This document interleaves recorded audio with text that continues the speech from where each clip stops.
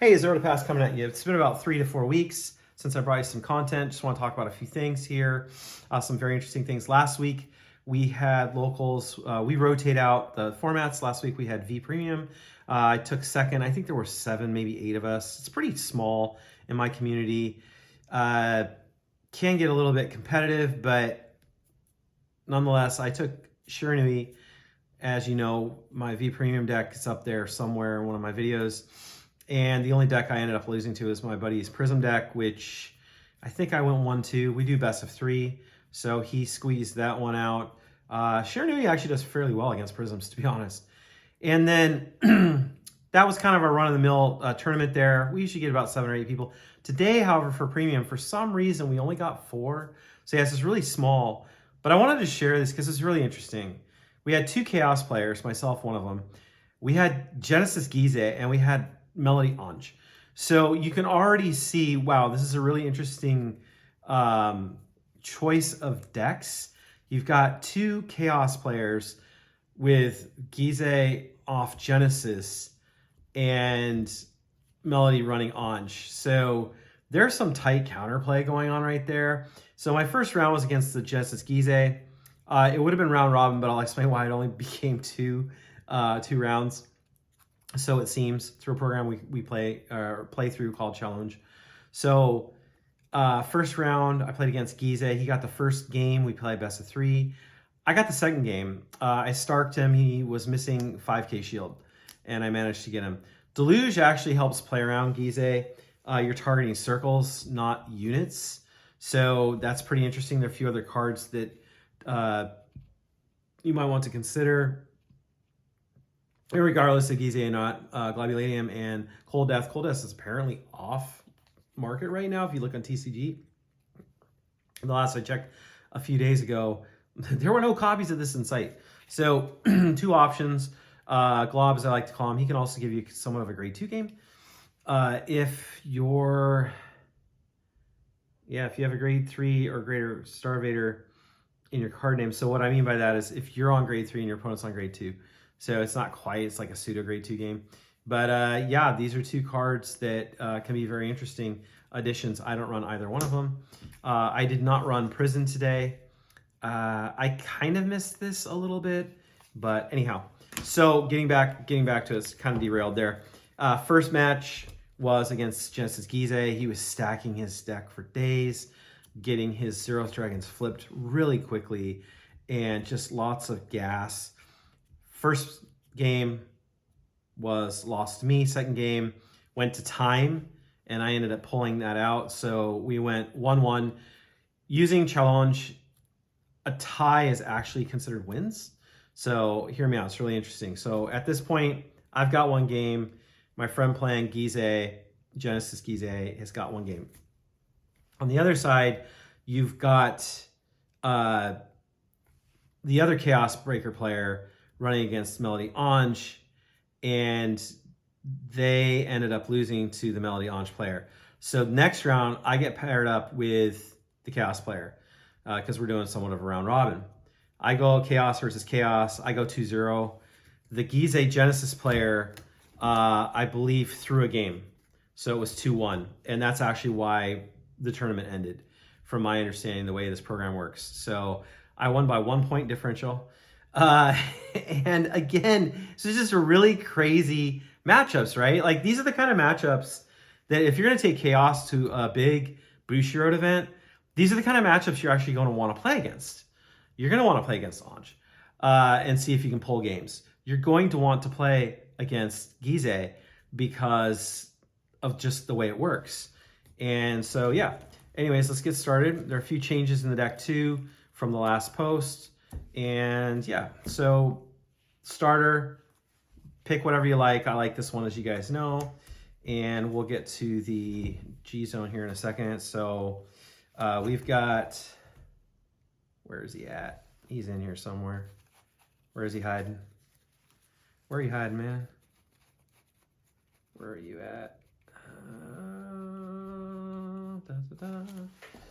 In here? In here? Oh, you're there. Sorry, I thought I only had 3 in play. I got 4. Woo, okay. So running on 3.5 hours of sleep. Yeah, so last night before this tournament, it was like 3.5 hours straight of chaos mirrors. Yeah, I know some of you out there would think, oh, that's not that fun. I don't mind. It's kind of like playing chess with the same pieces, right? So Chaos Breaker V, just hands down really good. Doesn't require you to check the Starvader name for its abilities, unlike its predecessors in pre-GNG. So, and it's a 13K, and yeah, just really, really good. So you run this at 4, that's your main boss. Freeze Ray, I ran at 4. I will continue to run at 4 for now. It's a good first ride, especially if you're at low damage. We'll talk about gameplay here in a sec. This is actually extremely relevant in the way I play, my play style for Chaos Breaker. The way this works is if you take a damage, you get to lock one of your opponent's cards. If you use baruol on your turn, that locked card on your opponent's turn is actually going to be omega locked because it's everything. Let's see. Yeah, the timing. It's everything before. It's everything that gets locked before your opponent's next end step. So yeah, it's pretty good. So I would run this. Continue to run this at 4. You could use this as stride fodder, whatever you need to. It's there for you. Yeah, so I wouldn't change that up, especially with the other meta decks, which, you know, I mean, with the meta decks that you're seeing, BSF, if you want to take chaos, definitely run this to really mess with your opponent. Grade 2s, I'm only running 8. I did have to G-assist once today, but I ended up winning that game anyways. And so we've got Zirconium, which is really awesome because on place, counterblast 1. If your opponent takes the top card of their deck, they're going to place it face down on its lock. Remember that you can look at those cards, so your opponent just might as well just show it to you. And if they put it in the back row, you get to draw 1. This gets +10. If they put it in the front row, they really hinder their extending of battle on their turn. However, you don't get a draw, and you don't get +10. So, and the other thing is, it's going to give your Vanguard a crit differential of 2. So if your opponent's on a grade 3, this is going to reset your Vanguard's critical value to 2. So if you do this twice, it is not 3. It is still 2. And then the next one's Photon. Photon is just free. If your opponent has a locked card, you play this and you lock one of your opponent's cards. So it's really, really good. And again, I just G-assisted. Last night I G-assisted, I think, twice. Still was pretty much winning most of those games. And today, when it mattered at the tournament, I still got it. So it's pretty good. Claw is the on hit, if boosting or attacking directly itself. When it hits, you can look at the top 5, get a Starvader to hand. The other ability is your opponent, if they have a locked card in play, an unlocked card in play, the way it works is you put this into Soul, you unlock the one card to lock the other card, and in the process, if you're sitting on this, you get to then proc its ability, Soul last one, and draw. And if there are markers in play, which there tended to not be markers in play today, Gize, of course, and also Chaos Mirror. Yeah, actually, Gize, I did have markers. I did have markers with Gize, but it became irrelevant with regards to, yeah, it really didn't matter because I was striding, and at that point, I'm trying to remember the timing. Yeah, it didn't really matter. Yeah, didn't matter too much. So I run 3 baruol. Sorry, I'm kind of scatterbrained right now, but bear with me. Baruol's the on-play Soul Blast 1, Omega Lock your opponent. So pretty good. White Dwarfs are on-place Vanguard Rearguard, which is really good. It's a really nice first ride. Target, you're going to look at the top 5, get a grade 3 if you're able to your opponent, and then pitch a card. And if someone has a face-down card, either in play or on bind, this is getting +5 on your turn. So 13k booster beater, it's pretty good. This card, this is a key card with the way I play this deck. Rollock. Rollock is basically a 1-card PG. If you haven't written up to grade 3 yet, you're on grade 2, you can use Rollock. And today I actually skipped grade 3 ride. I gave it to my opponent to go up to grade 3 first if they so choose, or so chose to do so, which I believe they did. But that, irregardless, I got to use, I Rollocked on both my grade 1 Vanguard getting hit or attacked, and then my grade 2 getting attacked. So by the time I go to grade 3, I'm basically 0 damage. And again, we're going to get more into the way to play the deck. I took out the I took these out. I did kind of miss them, but this is still good because you can go get Claw, and this will go into Soul. You can then use Claw, go into Soul. You'll get a soul charge effective of 2. This is 3. That doesn't require you to have a card that you rest, although you can rest this and then use its ability, so it's kind of irrelevant. This has 10k shield, this does not. Yeah, I still like this. So this is always really going to be on the back burner for me, going in and out. But today I decided to stick with Carbon, and yeah, it's pretty good. So if you want another grade 2, again, while we're at it, I consider running one of these. Colony Maker's another idea where you can Soul Blast 1, basically to go get Carbon, to then use Carbon to go get this, so you really get to filter your deck down even more. So this doesn't filter deck, it just flat out soul charges. This actually helps filter your deck, so that's a benefit, actually. The fact it's got 10 shield if you need it, and this actually helps to filter rather than just straight in soul charge. So pretty good, pretty good. Good old Carbon. You go back and look at my videos from a few years ago, 2-3 years ago, I was mainboarding 2 Carbons with using either this or Carbon as a starter, depending. So the one card that's probably, I mean, it may come out, although I can't say just based on today's tournament, because today's tournament, this card was extremely irrelevant, is this guy. And so the really cool thing about Bikkun is if you're playing against something like Draconic Overlord, is the staple idea of this. Basically, if your opponent's Vanguard is swinging more than once, they swing the one time, you take the damage, or you guard, what have you, restand, swing again. This is a 1 card drop PG. And so it's really good against decks that are going to extend through multi-attack Vanguards, which there are a number of decks that do this. So taking this out, I'm a little hesitant on, considering I've been doing well anyways. The really cool thing about the card is it does have 10k shield. If you feel problematic with just running the 2 or the 8 grade 2s, this would be a slot to where you could put one of these. And if you're just wanting more soul like I do, you honestly could consider dropping that for this. Yeah, you could call Carbon. You could rest Carbon to call this soul charge in 3 into soul with Carbon to go get that. So you're effectively getting soul charge of 4, right? With Zinc it's 3, Zinc herself in 2. So yeah, it's something you can do, but again, you can't hard search for this.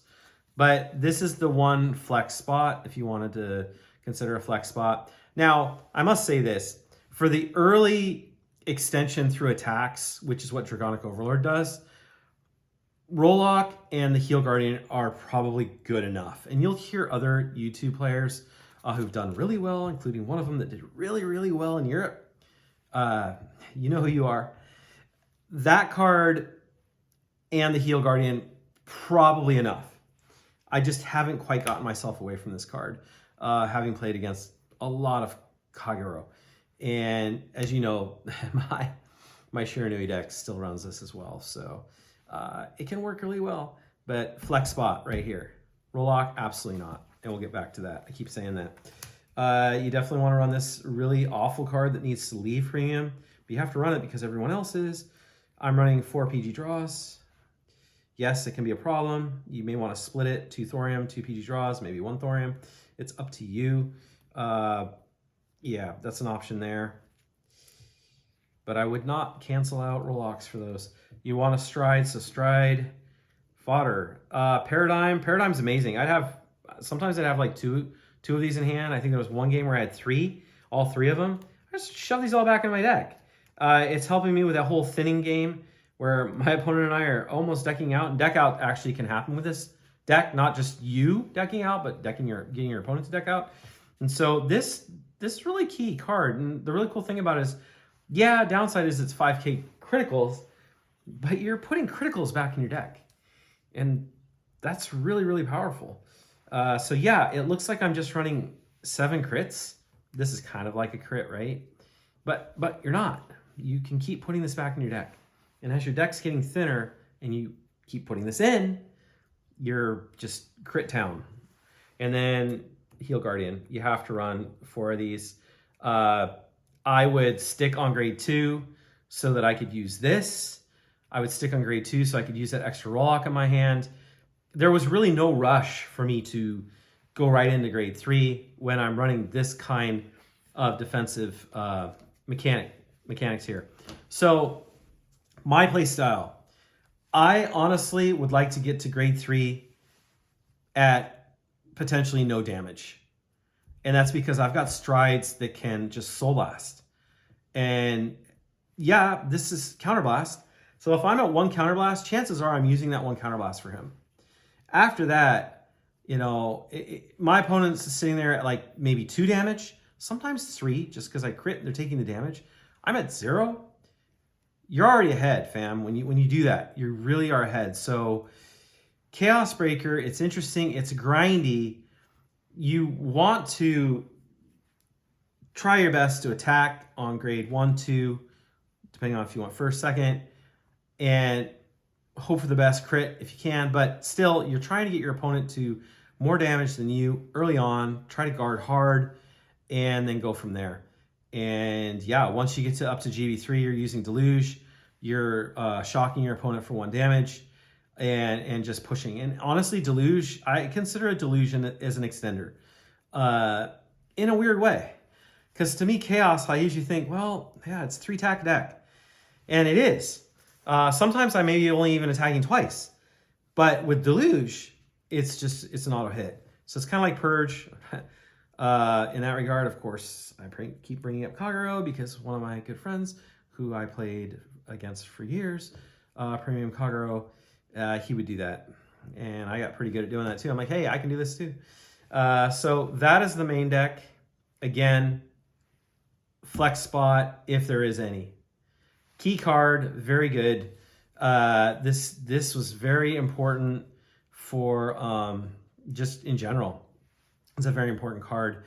And with regards to winning against Geese, I believe that actually did come into effect, if I'm not mistaken. So again, I'm running on fumes, so I appreciate you bearing with me.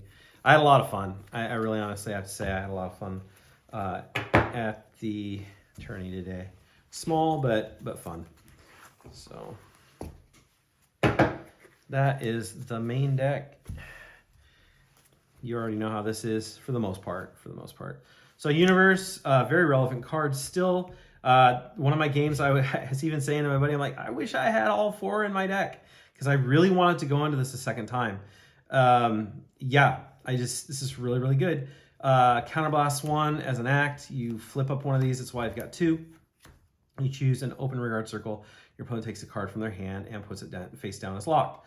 And so this helps you shut down a column early.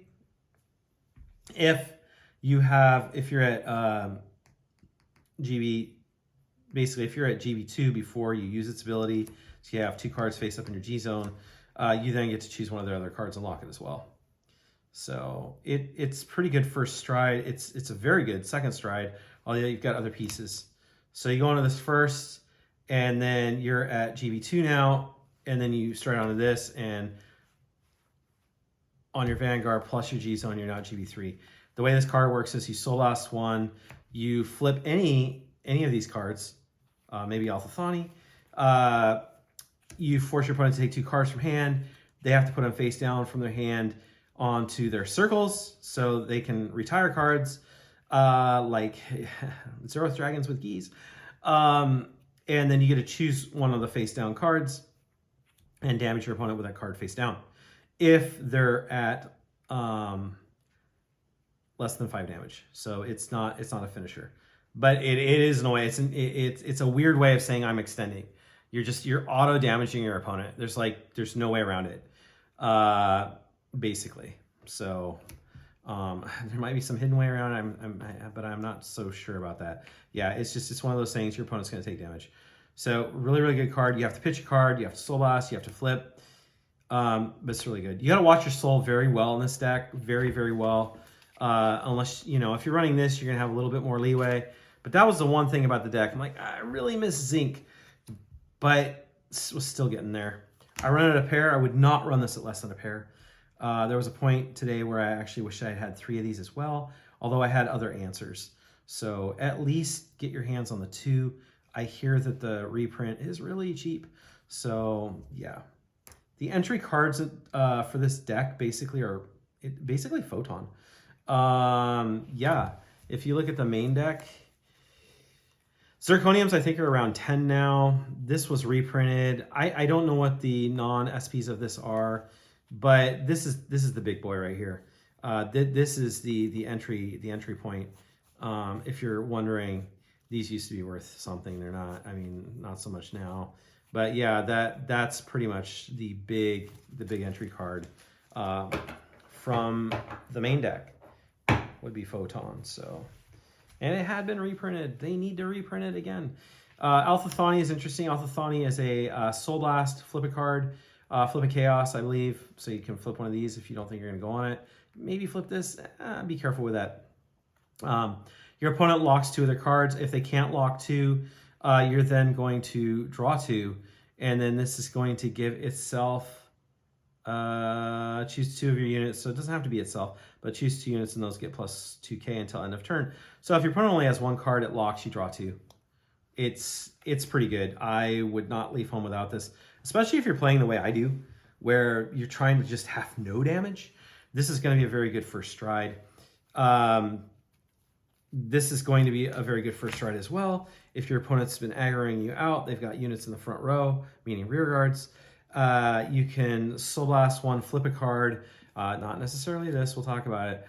Flip one of your cards as an act, you Soul Blast, and then you lock 2 of your opponent's cards. And all your front rows get plus 2 for each of your opponent's locked cards. So if you lock 2, they get plus 4.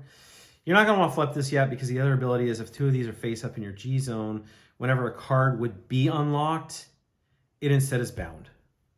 And so this can't, this can't work. It doesn't proc because it says if it was to be unlocked, instead of unlocking it, you're just going to bind that card face down. The way it's worded, it seems to me, it doesn't really flip up. It doesn't flip face up. So you'll want to use this once, and then you'll have this hanging out as flip fodder or you may use this again for something like Alpha Thani or for Deluge. So it's really good flip fodder for that second one if you need it. So pretty good. We got Glue Ball 1.0. Glue Ball 1.0 is pretty good too. You have to flip itself to use it. So the way it works is once per turn, Soul Blast 1, flip this, and for the number of cards you have face up in your G zone, your opponent has to lock a card. And if you're at GB3, all units in your front row are going to get, that have Starvator, it's important because we have non-Starvators in here, right, are going to get 3k for each locked card. So if you do this later game, your opponent locks, they've got 4 locked, the front row is getting plus 12. So it's kind of, it's almost like just having an auto front trigger right there with a little added 2k spice on top of it. So pretty good, pretty good. I only run this at a pair. I only need it as a pair. This deck is very much, I would say, more toolboxy than some. Some decks run 4 of this. I don't see what I can take out. Baryon is interesting. This is, when placed, you have to turn any card face up. So it might be this. It might be Alpha Thani. It might be this. You basically eat your opponent's markers, whether they're Protect, Force, or Excel. And for each one of those that goes away, this gets plus 10k in a crit until end of turn. So yeah, it puts on pressure. It's pretty good. This is the last normal stride. And this was relevant. My last game, I had these both flipped up. So my opponent had 4 open circles, if I'm not mistaken. I was going into this. I was at GB8. It was Chaos versus Chaos. And I was going to be basically able to take 4 cards from their hand. So the way this works is once per turn, main phase, you counterblast 1, you pitch 2 cards, and for each open rearguard circle, your opponent takes a card from her hand and puts it on a let's see here. Rearguard circle is locked. And it does say in here, open. So choose up to one of your opponent's open rearguard circles for each card in his or her damage zone. Actually, it's a damage zone. Sorry. Yeah, let me just read this. Choose 2 cards. Reading is hard. Choose 2 cards from your hand. Discard those. Choose up to one of your opponent's open rearguard circles for each card in his or her damage zone face down. So if they're at 4 or 5, that's really when you're doing this. And preferably 5. And then they have to call cards from their hand. So basically, it's very Nubatama-esque. It's taking cards from their hand. And so this versus the Stride Enabler. I really like the Stride Enabler. It's Counterblast 1. You set all your opponent's units basically to 0. If you're on Chaos Breaker, you have to pitch Chaos Breaker to stride that. I had that in here, but then I was like, you know, this is really good behind this. And it's really good behind this in mirror matches, to be honest. So I have that in there right now. I'm going to give it more time. I can say that this is the one card that could potentially just kind of pop in and out. And then lastly, for strides, this is Ultimate Stride.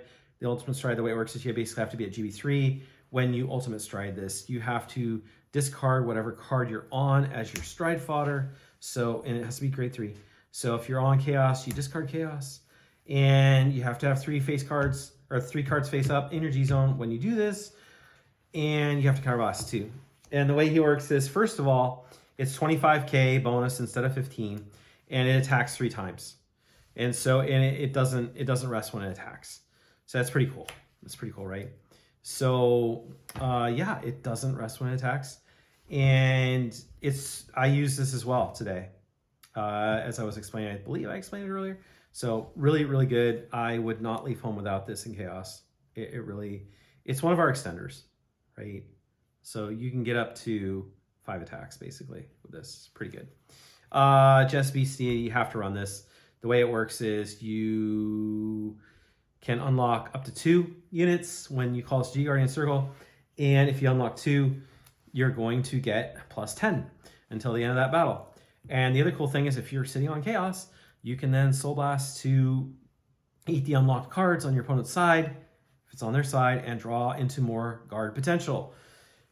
Or you can use this to release your cards from being locked, especially, you know, in a mirror match, which we were doing. Colburn, the way it works is you discard a card from hand, and for every 2 cards in your opponent's hand, this gets plus 5. So they're sitting there with 10 cards. Well, you do the math. So you're going to get a lot of pluses there, right? So plus 25, for example, there are 10, right? So you just, yeah, yep. So you'll get 5k bonus 5 times. So pretty cool. Dismal, I still run it 1. This is to really protect pieces. Honestly, this should just say, I'm here to protect Zirconium. Because if you've got Zirconium in play, you've Omega locked with baruol, for example, that's your play. On your next turn, you're planning going to Stark. You've got the critical on Stark as well, which is pretty good. So never used them just because of the matches, but you definitely want your Force 1s. Maybe Force 2 sometimes. It really kind of depends. So yeah, that's the deck. And as I was explaining to you, the way I play is guard hard, guard early, and yeah, rollocks. Bikkun is definitely your flex spot. Flex spot in here, I would say, is GB8. But the games get so grindy that you can really get to GB8 fairly readily, depending on what your matchup is. Gizeh's hard. Gizeh can be hard because your opponent's going to shoot you for damage for the number of Zeroth dragons that they have up. They got 5 up. You're at 1 damage. You're gone unless you heal out or OT. OT being that 5th heal, right? You're gone. And so you want to try to at least lock down 2, if not 3. If you get lucky, you lock down some of their field. With Deluge on its own, you can lock down 2. Then you're going to take 3 damage. If you can Omega lock those with Baruol, yeah, it's interesting. They're still going to be able to call to those circles after you take those Zeroths away. but your clock extends a little bit, so you're gonna get a few turns. So yeah, and again, it's circles, it's targeting circles, and yeah. So, you know, some other things to think about if Gize is really a problem for you. I don't know how many people out there are playing Gize right now, but it's definitely it's a good choice in an environment, you know, a really small environment if you're trying to be competitive a little bit, but maybe, you know, not everyone else is. But today that's not the case at all. I hope Premium continues to do somewhat decent here. We had a small showing today. Sometimes it'll be 6 to 8 players. Just really encourage people to play Premium. I hear things like, well, stale, you know, or this or that, and it's like, right here, man, I'm telling you, G-Zone, this is where it's at least for me. I like the fact how toolbox G-Zones are. I like the fact that every game is a bit different with regards to what I do use. Is Chaos gone? No, I would say Chaos is fairly alive and well. We saw, what, 2 showings of Chaos at BSF. I don't remember the exact track records, but I don't think their excuse me. Ooh, real tired. I don't think that their teammates were fully pulling them. So, you know, it wouldn't be fair to say that. Yeah, I think from what I remember, they actually did quite well. At least the one report I remember. So, yeah, if you really like this archetype, if you really like Chaos, whether you're new or you've been playing Chaos forever, I highly recommend going back, building, or, you know, getting into it. So with that said, I hope you guys had a great weekend. I'm sure some people, the weekend's already over. Getting in some safe Vanguard. Remember, there's always remote fight kind of a thing going on. But anyways, fam, until next time, take care. Peace.